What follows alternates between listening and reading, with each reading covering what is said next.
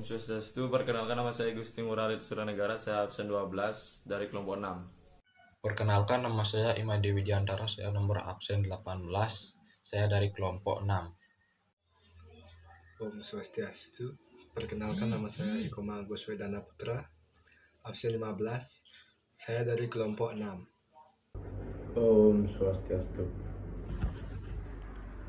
Perkenalkan, nama saya Ipani Madi Dharma Yoga, absen nomor 19 dari kelompok 6. Di sini saya akan menjelaskan materi tentang Perhimpunan Indonesia. Jadi simak video gambar di berikut ini. Perhimpunan Indonesia. Perhimpunan Indonesia.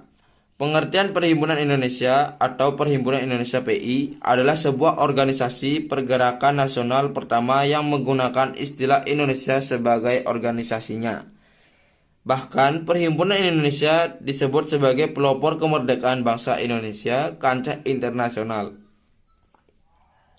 Sebagai organisasi pergerakan nasional revolusioner, Indisvereniging atau Perhimpunan Indonesia dibentuk sebagai wadah perkumpulan para mahasiswa Indonesia yang berada di Belanda. Akan tetapi, seiring dengan perjalannya waktu, nasionalisme Indonesia telah berkembang dan mendorong Perhimpunan Indonesia untuk mulai bergerak di bidang politik.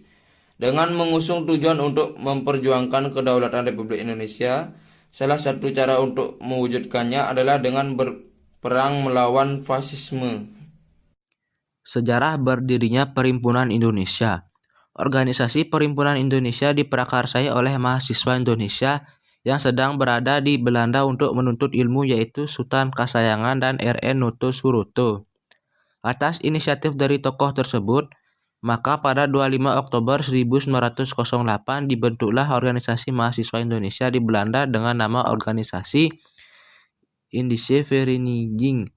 Organisasi ini membuka dan memberikan peluang besar bagi mahasiswa yang ingin bergabung sebagai anggota Himpunan Indonesia. Pada awalnya, Indische-Vereniging dibentuk sebagai organisasi mahasiswa biasa.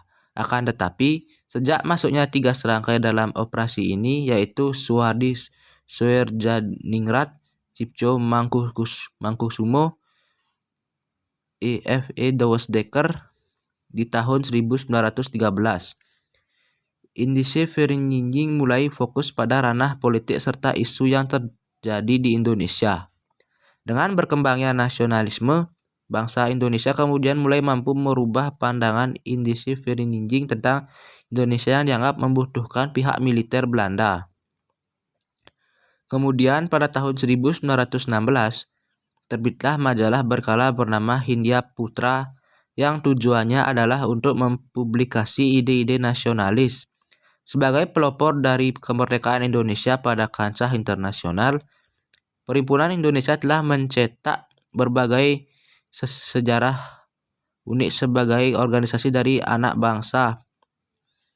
Pertama yang menggunakan istilah Indonesia pada nama organisasinya setelah melalui beberapa kali protes perubahan nama. Seperti yang diketahui, bahwa pada mulanya Perhimpunan Indonesia hadir dengan nama Indische-Vereniging. Lalu nama organisasi ini berubah menjadi Indonesië-Vereniging. Setelah diadakan pertemuan di antara Perhimpunan Indonesia dengan partai politik besar di Indonesia, yaitu Syarikat Islam dan Budi Utomo di Belanda. Pertemuan antara Perhimpunan Indonesia dengan partai politik tersebut banyak membahas agenda-agenda politik. Selama pertemuan ada kejadian menarik di mana Suhartjoputro menggunakan Indonesia dan Indonesiers orang Indonesia selama pertemuan tersebut berlangsung. Momen menarik tersebut tertulis pada majalah Hindia Putra nomor 9 tahun 1917. Dan dari tulisan tersebut, kata Indonesia kemudian menjadi populer di kalangan mahasiswa sebagai kata pengganti Indi atau Hindia dan Inders atau orang Hindia yang dinilai dapat merendahkan bangsa Indonesia. Sejak mengalami perubahan nama menjadi Indonesia Vereniging di tahun 1922, Organisasi Perhimpunan Indonesia pun semakin memantapkan haluannya pada bidang politik. Lalu pada tahun 1925, sejak Perhimpunan Indonesia dipimpin oleh Iwan Kusuma Sumantri, J.B. Sinatala, Sastro Mulyono, Muhammad Hatta, dan D. Mangkusumo, Organisasi Indonesia Vereniging kemudian berubah nama menjadi Perhimpunan Indonesia. Selain adanya perubahan nama, organisasi ini juga merubah pengurus dan membuat simbol baru. Simbol ini berguna untuk memperjelas identitas serta ideologi dan bangsa Indonesia, sekaligus untuk menegaskan bahwa bangsa Indonesia memiliki kepribadiannya sendiri. Kemudian sejak Muhammad Hatta diangkat menjadi Vorsitter atau Ketua Perhimpunan Indonesia pada tahun 1926 hingga 1930, organisasi ini mulai memperlihatkan adanya perubahan. Perhimpunan Indonesia kemudian lebih memperhatikan perkembangan-perkembangan pada gerakan nasional di Indonesia dengan memberikan banyak komentar pada media massa di Indonesia. Ketua Umum Partai Komunis Indonesia yang pertama yaitu Semaun bahkan datang pada Hatta sebagai pemimpin Perhimpunan Indonesia untuk menawarkan pimpinan pada pergerakan nasional secara umum pada Perhimpunan Indonesia. Akan tetapi Hatta tidak menerima tawaran ini dan tawaran ini dibatalkan oleh Semaun. Sejak dipimpin oleh Hatta, Perhimpunan Indonesia semakin menggalakkan rencana propaganda tentang Perhimpunan Indonesia ke luar negeri Belanda. Tujuan Perhimpunan Indonesia dibentuk. Tujuan Perhimpunan Indonesia adalah untuk memperjuangkan kemerdekaan Indonesia dalam rangka memperoleh pemerintahan Indonesia yang memiliki tanggung jawab terhadap para rakyat Indonesia dan tidak termasuk Belanda.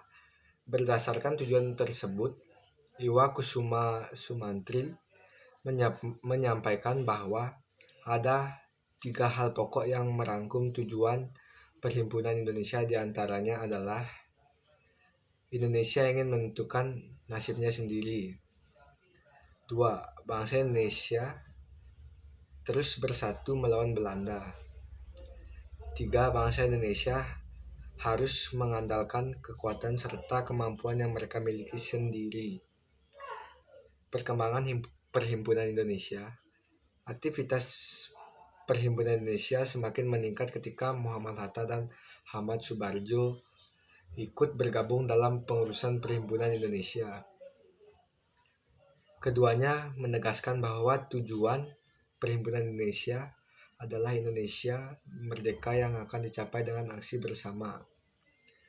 Mereka juga mendapatkan dukungan internasional dari negara lain seperti organisasi internasional seperti Liga Penentang Imperialisme, Liga Demokrasi Internasional, dan Penindasan Kolonial. Sehingga Perhimpunan Indonesia dapat aktif dalam kegiatan organisasi internasional yang menentang aktivitas para penjajah. Tentu saja, perjuangan politik yang dilakukan oleh Perhimpunan Indonesia tidak terbatas hanya di Belanda saja, akan tetapi juga di internasional. Contohnya seperti Kongres Liga Penentang Imperialisme dan Penindasan Kolonial yang diadakan di Paris diikuti oleh para tokoh PI pada Agustus tahun 1926. Pada kongres yang dihadiri oleh tokoh PI, kongres ikut menyokong perjuangan dari PI untuk mencapai Indonesia merdeka. PI memiliki peranan penting dalam pergerakan di Indonesia. Yang pertama ada Perhimpunan Indonesia berperan sebagai pendobrak psikologis serta kekuasaan dengan sistem kolonial. Yang kedua, PI juga memiliki peran sebagai ideologi sekuler yang mendorong rasa semangat dalam kebangsaan. Yang ketiga, sebagai penyatu unsur golongan dalam organisasi. Yang keempat, Perhimpunan Indonesia adalah organisasi pertama yang menggunakan kata Indonesia sebagai nama organisasi. Penamaan tersebut adalah wujud pengembangan jati diri nasional bangsa Indonesia.